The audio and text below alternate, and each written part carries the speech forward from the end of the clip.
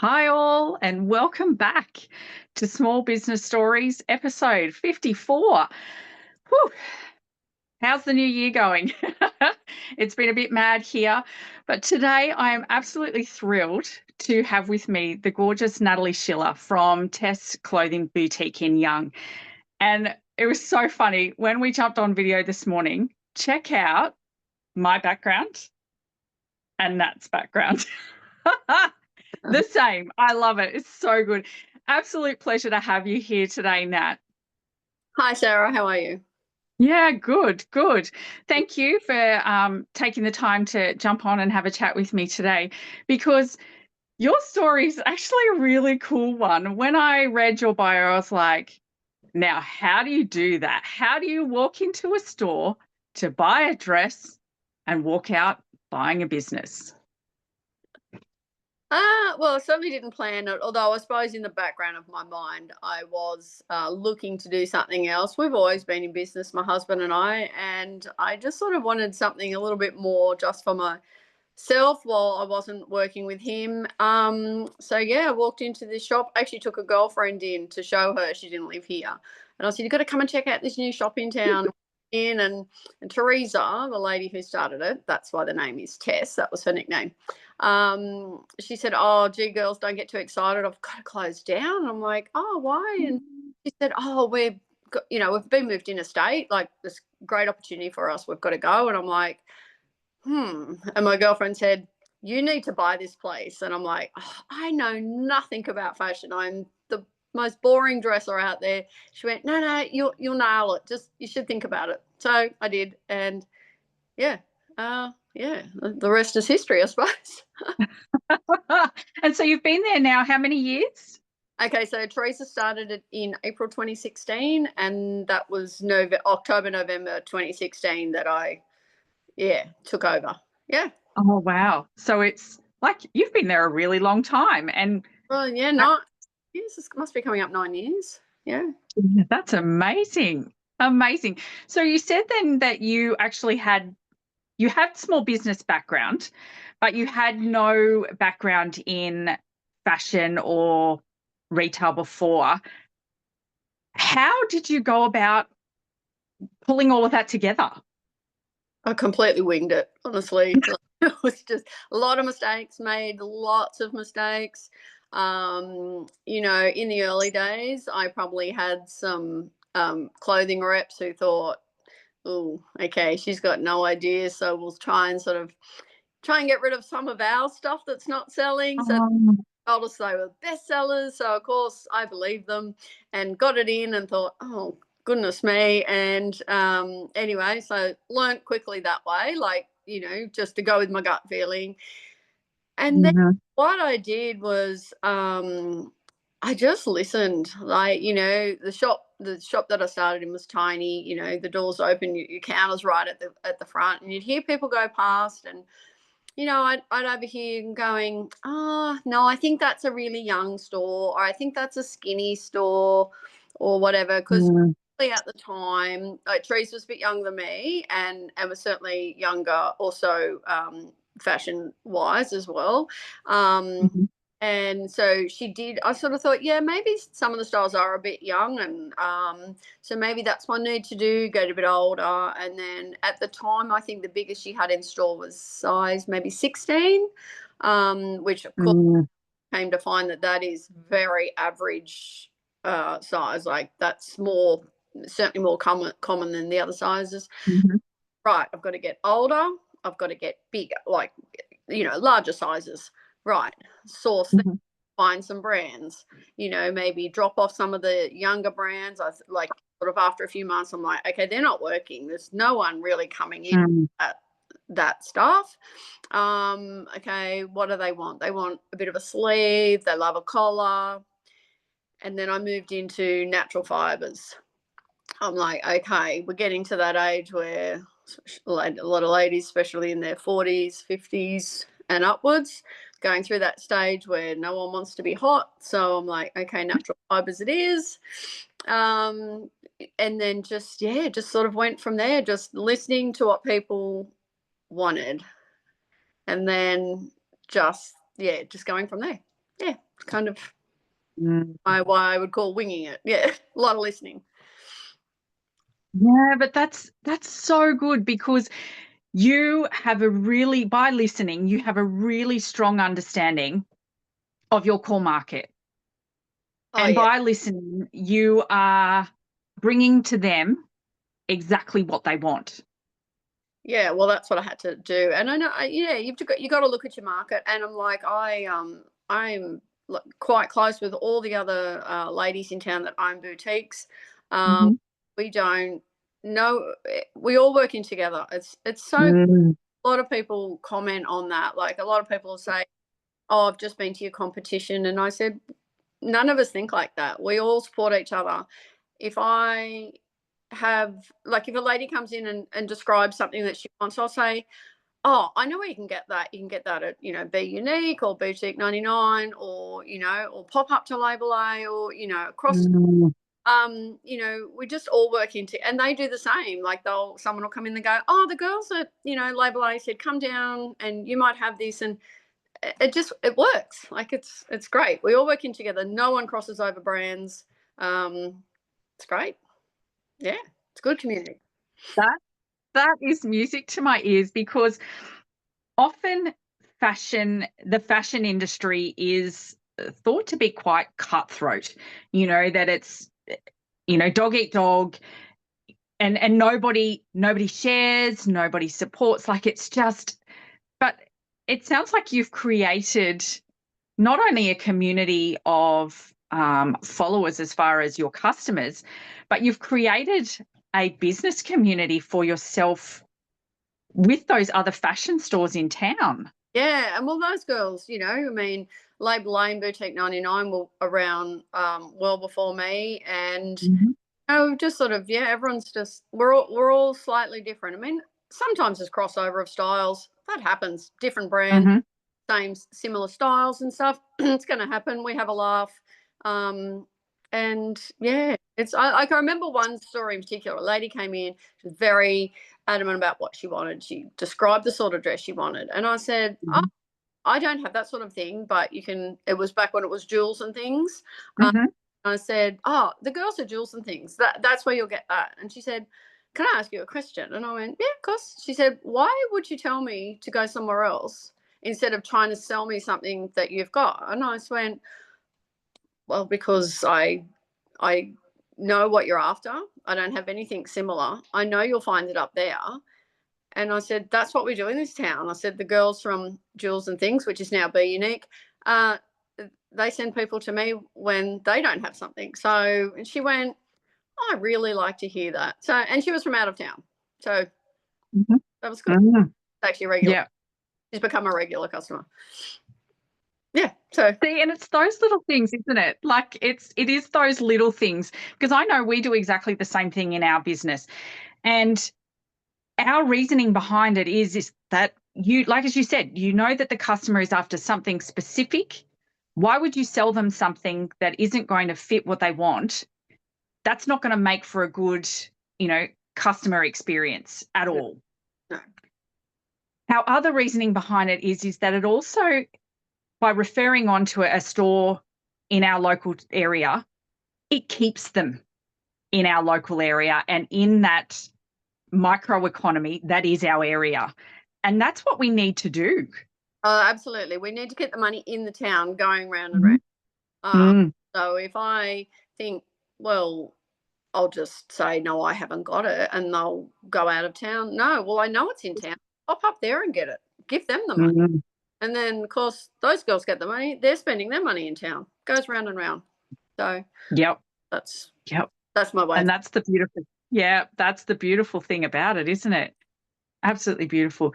So in saying that you have a close relationship with the other stores in your area, you obviously, go and check out each other's stores, see what each other has. Oh no, not particularly. I mean, if we're calling Mhm. past, call in, say hi. Yeah. No, it's more well with clothing. Actually, I'm not sure how it works with homewares, but with clothing, there is no brand crossover. So it's all listed. So if I've got a brand, no one else can get it. Or if, say, one of the other girls has got a brand and I see it come up, if you're not sure, usually you can just go and ask them, look, do you carry whatever brand? And if they go, Mm. no, might be down the road, or check with them all, or you just do a wholesale inquiry and you just make sure it's not in your town. And if it is, they go, oh, sorry, that's already carried. And you go, okay, thanks anyway. And if it's not, you go, well, now I'll have a look at that. So there's absolutely no brand crossover. Yeah, it's great. Yeah. That's great that that the fashion industry does that, because it does enable small towns and their businesses to have that uniqueness about them. Yeah, that's right. Yeah. And I think we get a lot of out of town people. I'm sure the other shops do. I know I do. Like, they come from Canberra, Sydney, Mm. Wagga, and of course all our small surrounding districts. And they just they love the town because it's got so many privately owned businesses, and they come for a day and they bring their friends and they have a day of it, and they check out the cafes and accommodation, and it just it works. It just goes round and round, and no, it's good. We've got some great shops in town, so yeah. Sure do. Yeah. And I think they often come, from my experience, they often come looking for that boutique type experience. I know for me, I do most of my clothes shopping either in Young or Cuda, in these boutique stores, because I get such beautifully personalized experience. I get honesty when it comes to, whether this is something that actually looks okay or not. Mm. And you don't get that when you go to big stores. You literally walk in, you pull something off a rack and you walk out and nobody cares less. Yeah, that's right. Yeah, we have like, I just, not a policy in writing. It's just a policy. I thought, when ladies walk in, and if they'll come with a friend or a daughter or an auntie or a mother, or someone, and I just let them go unless they need a hand, and then they've got their person there to tell them if it looks good, if it suits them, or if it doesn't. If they ask me if it suits them, and if I don't think it does, or I think if it's ill-fitting, or there could be a better choice that they could make, Mhm. I always say that. So I've taught all the girls that work with me that if we have to sell something to someone that it doesn't suit them and let them walk out the door with it, it's time to shut the door. So, because we're not doing that. I couldn't do that to someone. Yeah. Mhm. So if they've got their own friend and family there and they're doing their own thing and trying them and whatnot, that's great.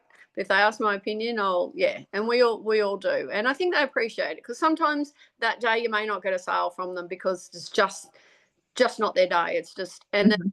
time they come in, they might find 3 or 4 things, that do look nice on them. So that's just the way we operate. Yeah. But it's about those customer relations, like I said, that you really just don't get in some of those bigger stores. Yeah, that's correct. Yeah, we care about everyone that walks through that door, and everyone's equal. Yeah, Mm. yeah. So yeah, that's how I love it. I absolutely love it. You people. you really you really are speaking my language. That's, to me, what small business is all about. And I know I probably bang on quite a lot about it, but it's those things, and, like you said, working on our microeconomies within our small towns are two of the biggest things that just really light me up. Yeah, yeah, yeah, yeah. We've got to keep these small towns going, and we've got to keep the local shopping with the local businesses and Mhm. the tourists to come. Um, Um, yeah, support everyone. It's great. yeah, because I don't know, how did you find, I know for us, 2020, 2021 really highlighted the importance of small businesses in communities. And I'm sure that it would have had, highlighted the same in Young as well. Oh, absolutely. Look, for a time there, look, it feels like so long ago, but there was a time where we were all shut down completely, and then there was a time where we could be there, but you could only have one person in. I think we had to, like, cordon off the shop, or I can't even remember now. And but that's when I probably upped my Instagram and whatnot like that, because I don't have a web page. I'm not interested in being online. I like people to try them on, really like them, instead of having to. So look, people were coming in and they'd go, "Oh, the top you put on Instagram last night, the pink, can I have it in a size 12 or whatever?" And I'm like, "Fine, yeah, okay." So you'd wrap it up, and they could tap their card. I think there couldn't be any exchange. There was no cash and stuff like that. And then other times, if people couldn't get out themselves, I would just put them all through and then do a drive around. Like, sounds small, just do a drive around and just drop it at their door. There was no contact. Like, they would, I suppose they rang over the phone. We did a over the phone payment, dropped it at the door. Like, the beauty of a small town, Yeah, and that's the things you do, isn't it? As a business owner in a small town, they're the types of things that you do for your people. Oh yeah, absolutely, yeah. Because it's without those people, we wouldn't be going. We don't have, that's right. We don't have business. Yeah. So yeah, I love it. So can you tell us more then about some of the brands that you do stock? Yep. Okay. So I was thinking back. There's probably none left from when it started. Because a lot of those businesses, brands have gone into liquidation for one reason or another. And also because, as I said, I'd changed my demographic. So I've been with Elm and Foxwood probably the longest. Picked them up, almost straight away. I don't think they were there beforehand. And love them brands because they go through to 22, size 22. So they started at 6, go through to 22 in most of their styles. Certainly the styles that I carry. So it's great. Everyone gets a chance to enjoy them.